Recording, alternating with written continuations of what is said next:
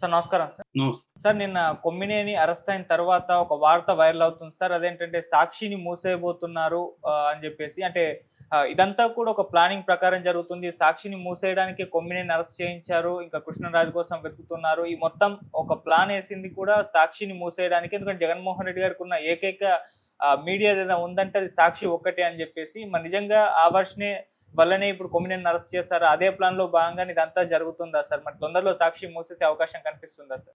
ఒక రకంగా ఆంధ్రప్రదేశ్‌లో ఒక పెద్ద ఆహ్, ఆహ్, రాజకీయ యుద్ధం జరుగుతోంది. ముఖ్యంగా వైసీపీని కంప్లీట్‌గా నేలమట్టం చేయాలన్న ఒక ప్లాన్ అయితే చంద్రబాబు ప్రభుత్వానికి, కూటమి ప్రభుత్వానికి ఉన్నట్టుగా మనకు అర్థమవుతుంది. ఎందుకంటే ఇది ఒక రకంగా చంద్రబాబుకి చివరి అవకాశం. ఇప్పటి వరకు ఈ మధ్య కాలంలో చంద్రబాబుకి ఇంత స్ట్రెంగ్త్ అనేది లేదు. ఎందుకంటే కేంద్రంలో కూడా చంద్రబాబు మీద డిపెండ్ అయిన బీజేపీ కొలియేషన్ ప్రభుత్వం ఉంది. చంద్రబాబు గాని విత్‌డ్రా చేసుకుంటే కొంత ఇబ్బందుల్లో పడుతుంది. కూలిపోకపోవచ్చు గానీ, ఖచ్చితంగా ఇబ్బందుల్లో పడే అవకాశం ఉంది. సో, అనేక బిల్లులు కూడా పాస్ అయ్యే అవకాశాలు లేవు. అందువల్ల ఖచ్చితంగా మోడీ చంద్రబాబుకి హెల్ప్ చేయాలన్న పరిస్థితి ఏర్పడింది. ఇదంతా అర్థమైంది కాబట్టి ఆహ్, ఆహ్, బి మన జగన్ పార్టీని, జగన్‌ని మొత్తంగా కంప్లీట్‌గా పొలిటికల్‌గా అనిహిలేషన్ అంటారు. అనిహిలేట్ చేసేస్తే తమకి తిరుగుండదు, లోకేష్‌కి తిరుగుండదన్న ఒక పెద్ద వ్యూహం అయితే మనకి డే 1 నుంచి కూడా కనపడుతుంది. అందుకనే ప్రభుత్వ అధికారుల మీద స్టార్ట్ అయిన రివెంజ్ అనేది అది ఇప్పుడు మెల్లగా ఆహ్, సోషల్ మీడియా మీదకి వెళ్ళింది. దాదాపు 100 మందికి పైన సోషల్ మీడియా యాక్టివిస్ట్‌లని వైసీపీ వాళ్ళని అరెస్ట్ చేశారు. దాని తర్వాత ఆహ్, మెల్లగా రాజకీయ నాయకుల మీద అంటే వైసీపీకి సంబంధించిన రాజకీయ నాయకుల మీద మొదలైంది. ముఖ్యంగా ఎవరైతే స్ట్రాంగ్‌గా మాట్లాడుతుంటారో రెండవది గతంలో ఆహ్, తెలుగుదేశం నాయకుల మీద గావచ్చు, వాళ్ళ ఫ్యామిలీస్ మీద గావచ్చు, కామెంట్ చేసిన వాళ్ళు గావచ్చు, ఇలాంటి వాళ్ళందరినీ టార్గెట్ చేసి వరుసగా వాళ్ళ మీద కేసులు పెట్టడం, అరెస్టులు చేయడం అనేది జరుగుతుంది. దీని తర్వాత నెక్స్ట్ ఏమి ఉండబోతుంది. ఎందుకంటే 1 ఇయర్ లోపలే ఇన్ని జరిగాయంటే ఇంకా 4 ఇయర్స్ ఉంది గదా! ఈ 4 ఇయర్స్‌లో ఏ ప్లాన్ ఎలా వెళ్ళబోతుందంటే ప్రధానంగా ముందు నుంచి కూడా చంద్రబాబుకి వ్యవస్థల మీద పట్టనేది చాలా స్ట్రాంగ్‌గా ఉంటది. ఆయనకి వ్యవస్థల బలం ఏందో బాగా తెలుసు. ముఖ్యంగా మీడియా అనే వ్యవస్థ ఆయన ఉపయోగించుకున్నట్టు దేశంలో ఇంకెవరు కూడా ఉపయోగించుకోలేరు. సో, ఆయనకు ఆ బలం తెలుసు. ఈవెన్ పెద్ద విపరీతమైన కరిష్మాటిక్ లీడరు, యుగ పురుషుడు అని కీర్తించబడిన ఆహ్, ఎన్టీ రామారావునే దించడానికి ఆయన అప్పట్లో ఈనాడును బలంగా ఉపయోగించుకున్నాడనేది అందరికి తెలిసిన విషయమే. అందుకని ఇప్పుడు ఆయన ఏం ప్లాన్ చేస్తున్నారంటే సాక్షి ఒకటే జగన్‌కి గట్టిగా నిలబడుతున్న మెయిన్ స్ట్రీమ్ మీడియా. ఇంకేది లేదు. గతంలో కొంతవరకు టీవీ నైను, ఎన్‌టీవీ ఇలాంటివి ఉన్నప్పటికీ వాళ్ళు గవర్నమెంట్ మారగానే సైలెంట్ అయిపోయారు. సో, ఇప్పుడు జగన్ సోషల్ మీడియా వీక్ అయిపోయింది. ఇక మిగిలింది సాక్షి ఒకటే. సాక్షి చాలా గట్టిగానే పోరాడుతుంది. సో, దీన్ని కూడా క్లోజ్ చేయించగలిగితే, సాక్షిని కూడా క్లోజ్ చేయించగలిగితే తమ వాయిస్ ఒకటే వినబడుతుంది. వైసీపీ వాయిస్ వినబడదు అనేది ప్రధానంగా కారణం. ఇక్కడ చంద్రబాబు అవసరాలేంటి అంటే, ఒకటి జగన్‌ని అన్ని రకాలుగా వీక్ చేయాల. ఎప్పుడైనా గూడా ఒక శత్రువుని దెబ్బతీయాలంటే ముందుగా పదాధిపతుల్ని, దళపతుల్ని, తర్వాత సైన్యాధిపతుల్ని దెబ్బ కొడితే ఆటోమేటిక్‌గా రాజు వీక్ అయిపోతాడనేది ఎప్పటినుంచో వస్తున్న ఇది. అట్లాగే ఇప్పుడు గాని చూస్తే మనం ముఖ్యంగా నీ సపోర్ట్ సిస్టమ్స్‌ని బ్రేక్ చేయాలి ఫస్టు. సపోర్ట్ సిస్టమ్స్ ఏవి? ఆర్థిక సపోర్టు, తర్వాత సామాజిక సపోర్టు, వ్యవస్థల్లో ఇతనుకున్న పట్టు, మీడియా. వీటిని గాని దెబ్బ కొట్టగలిగితే ఆటోమేటిక్‌గా జగన్ వీక్ అయిపోతాడు. ఇది చంద్రబాబు వ్యూహం. ఫస్ట్‌లోనే జగన్‌ని అరెస్ట్ చేయడం వల్ల, జగన్‌ని జైల్‌లో పెట్టడం వల్ల జగన్‌కి సానుభూతి వచ్చే అవకాశం ఉంది. రేపొద్దున జగన్‌ని అరెస్ట్ చేస్తే జగన్ సాక్షి మీడియా గూడా బలంగా దాన్ని వాయిస్ వినిపించే అవకాశం ఉంది. సో, ముందుగా ఈ సపోర్ట్ సిస్టమ్స్‌నన్నిటిని దెబ్బగొట్టుకుంటా వస్తే, అప్పుడు జగన్‌ని దెబ్బ కొట్టడం అనేది ఈజీ అయిపోతుంది. This is the long term strategy of Chandrababu ప్రభుత్వం. సో ఇందులో భాగంగానే మనం గమనిస్తే అధికార వ్యవస్థ తర్వాత అంటే ఇప్పుడు కూడా జగన్కి అధికారులు కొంతమంది సపోర్ట్ చేసేవాళ్ళు ఉన్నారు. వాళ్ళెవరూ కూడా నోరు తెరవని విధంగా కొంతమంది అధికారుల్ని దెబ్బ కొడతాయి.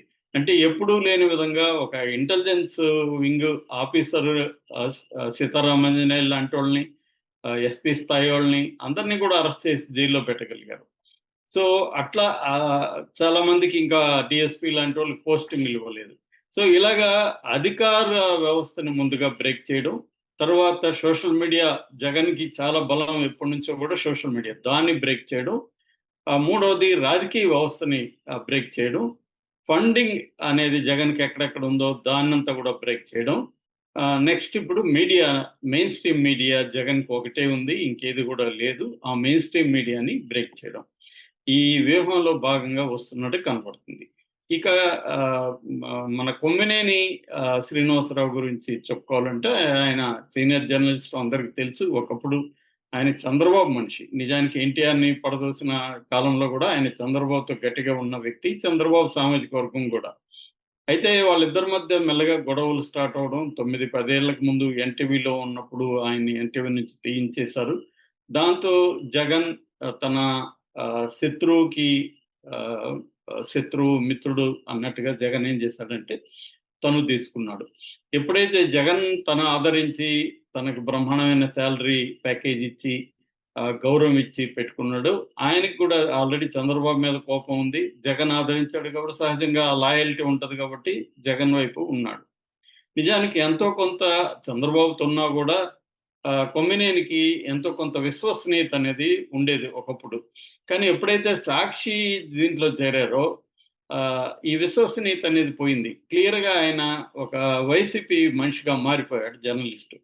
సో, అంటే ఒకప్పుడు ఇది ఆయన పతనమే కాదు, పతనం అనుకుంటే మొత్తం ఇవాళ దేశవ్యాప్తంగా ఏ ఆహ్, జర్నలిస్టిక్ ఆబ్జెక్టివిజం అంటారు. అంటే పర్సనల్‌గా నాకు ఏ నాయకుడైనా నచ్చొచ్చు గానీ, నేను ఒక జర్నలిస్ట్‌గా నా ఆబ్జెక్టివిజం అనేది ఒకటుండాలి. అది ఒకప్పుడు బలంగా ఉండేది. ఇవాళ మనం వేళ్ళ మీద లెక్క పెట్టొచ్చు. అలాంటి జర్నలిస్టులు చాలా చాలా తక్కువ మంది ఉన్నారు. ఉంటే దేశవ్యాప్తంగా చూస్తే మోడీని సపోర్ట్ చేసేవాళ్ళు, మోడీని వ్యతిరేకించేవాళ్ళుగా మారిపోయారు. మనం కొన్ని ఛానెల్స్ చూస్తే భయంకరంగా మోడీని వ్యతిరేకిస్తారు. ఏ పని చేసినా మోడీని వ్యతిరేకిస్తుంటారు. ఇంకా కొన్ని మీడియా సంస్థలు ఏ పని చేసినా మోడీని సపోర్ట్ చేస్తుంటారు. ఇక్కడ కూడా అంతే. మన ఆంధ్రప్రదేశ్‌లో తీసుకుంటే తెలుగుదేశం ఏ పని చేసినా తెలుగుదేశాన్ని సపోర్ట్ చేయడం, ఏ పని చేసినా జగన్‌ని వ్యతిరేకించడం అన్న ఒక క్లియర్ పోలరైజేషన్ వచ్చేసింది. జర్నలిస్టిక్ ఆబ్జెక్టివిజం అనేది పోయింది. సో, కొమ్మినేనిలో కూడా అది పోయింది. ఇక ప్రత్యేకంగా మన అమరావతి విషయాన్ని ఈ కాంటెక్స్ట్‌కొస్తే ఆయన ఒక ప్రోగ్రామ్ కండక్ట్ చేస్తున్నప్పుడు కృష్ణంరాజు అనే వ్యక్తి ఆహ్, ఆహ్, ఒక ఇటీవల వచ్చిన ఒక ఆహ్, డేటా అంటే పీఎం పీఎస్‌సి అనే ఒక సంస్థ programmatic mapping and population size estimation అనే ఒక సంస్థ దేశంలో ఉండే సెక్స్ వర్కర్ల మీద ఒక అధ్యయనం చేసింది. ఈ అధ్యయన రిపోర్ట్ అనేది పిఎల్ఓఎస్ గ్లోబల్ పబ్లిక్ హెల్త్ అనే ఒక వెబ్‌సైట్ ఉండదు వాళ్ళది మ్యాగజైన్ కూడా ఉంది. దాంట్లో పబ్లిష్ అయింది. దీన్ని అనలైజ్ చేస్తూ టైమ్స్ ఆఫ్ ఇండియా ఒక కథనం రాసింది. ఈ కథనంలో ఏందంటే దేశవ్యాప్తంగా దాదాపు 9,95,000 మంది సెక్స్ వర్కర్లు ఉన్నారని, ఇందులో రాష్ట్రాల వారీగా చూసినప్పుడు పర్సెంటేజ్‌లో చూస్తే కర్ణాటక నంబర్ 1లో ఉంది 15.4%. దాని తర్వాత సెకండ్ ప్లేస్‌లో ఆంధ్రప్రదేశ్ ఉంది 12%, మహారాష్ట్ర 9.6%, ఢిల్లీ 8.9%, తెలంగాణ 7.6%. అంటే దేశం మొత్తంలో సెక్స్ వర్కర్ల దాదాపు 10 లక్షలు అనుకుంటే ఇందులో 53% ఈ 5 రాష్ట్రాల్లోనే ఉంది అని లెక్క చెప్తుంది. ముఖ్యంగా ఆంధ్రప్రదేశ్ నుంచి మైగ్రేటెడ్ సెక్స్ వర్కర్లు ప్రతి రాష్ట్రంలో కూడా వాళ్ళే కనిపిస్తున్నారు అన్న ఇది కూడా దాంట్లో తేలింది. రెండోది లోకల్ సెక్స్ వర్కర్లు, మైగ్రేటెడ్ సెక్స్ వర్కర్లు అని రెండుగా. ఇదంతా కూడా నేను చెప్తున్నది మహిళా సెక్స్ వర్కర్లే. ఎందుకంటే మేల్ కూడా ఉంటారు. అందుకే వీళ్ళని ఎఫ్ఎస్‌డబ్ల్యూ అంటారు. Female sex workers. ఈ ఎఫ్ఎస్‌డబ్ల్యూ అనేవాళ్ళు ఆంధ్రప్రదేశ్ సెకండ్ ప్లేస్‌లో ఉంది. ఆంధ్రప్రదేశ్ నుంచి మైగ్రేటెడ్ సెక్స్ వర్కర్లు కూడా లేని రాష్ట్రాలు లేదు అనేది చెప్పింది. ముఖ్యంగా దేశంలోనే అతిపెద్ద సెక్స్ వర్కర్ల ఏరియా సోనాగాంజ్ అంటారు.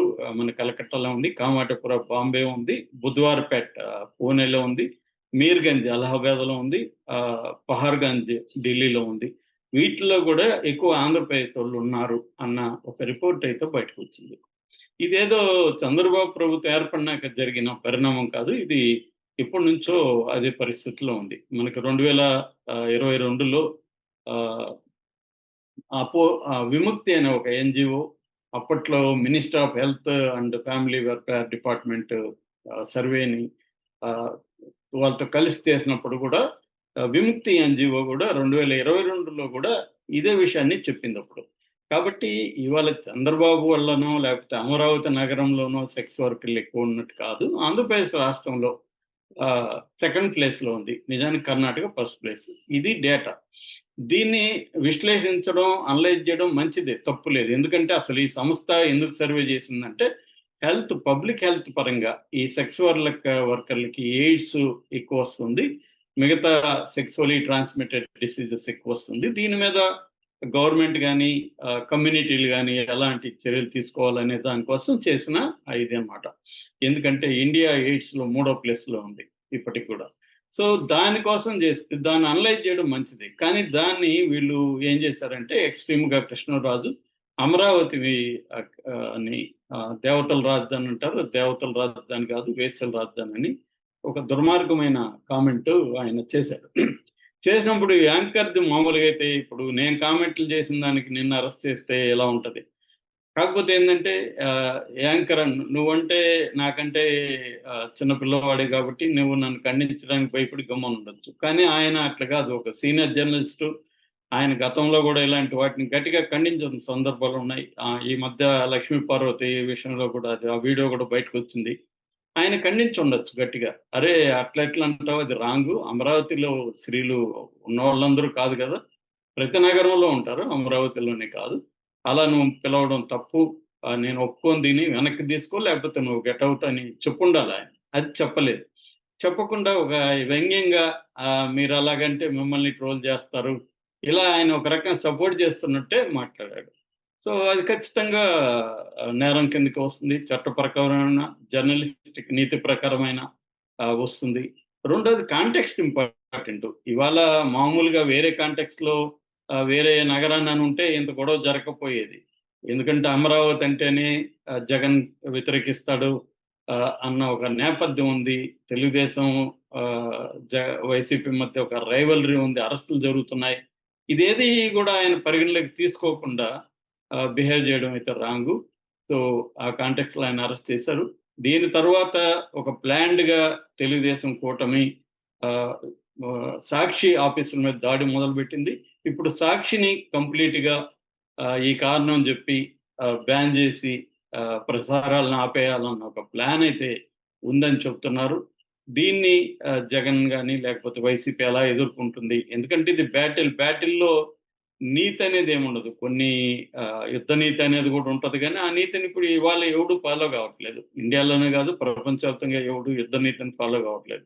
మైట్ ఈజ్ రైట్, బలం ఉన్నోడిదే కరెక్ట్. కాబట్టి ఈ యాంగిల్లో చూసుకున్నప్పుడు ఇక్కడ యుద్ధం జరుగుతున్నప్పుడు యుద్ధంలో పైచేయి ఎవరు ఇప్పటికైతే ఖచ్చితంగా అధికారం ఎక్కడైనా సెంట్రల్ అయినా వీళ్ళకే ఉంది కాబట్టి వీళ్ళే పైచేయి సాధిస్తారు. అయితే ఇక్కడ ఏంటంటే ఒక సీనియర్ జర్నలిస్ట్ మీద ఆయన చేసిన తప్పు ఆ కామెంట్ వరకే కేసు పెట్టాలి, కానీ ఆయన మీద ఎస్సీ ఎస్టీ యాక్టు, మత కలహాలు కృషి చేస్తున్నారు లాంటి సెక్షన్లన్నీ కూడా పెట్టారు. సో అది కరెక్ట్ కాదు ఖచ్చితంగా. రెండవది ఆయన ఖండించలేదనే తప్ప ఆయన ఆ కామెంట్ చేయలేదు. బట్ అదంతా కూడా కోర్టులో ఇదవుతుంది. ఏమైనా దీని నుంచి నేర్చుకోవాల్సింది ఏంటంటే ఒక పొలిటికల్ పార్టీకి ఇంతగా కొమ్ముగా అవసరం లేదు. మనం ఒక జర్నలిస్టిక్ ఆబ్జెక్టివిజం అనేది ఫాలో కావాలి. నేను నీతి గీతి మాట్లాడను, ఎందుకంటే ఇవాళ నీతి అనేది భూతపదం అయిపోయింది. కనీసం ఒక ఆబ్జెక్టివిజం అంటే మనం మాట్లాడుతున్నప్పుడు ఆ విషయాన్ని కట్టుబడి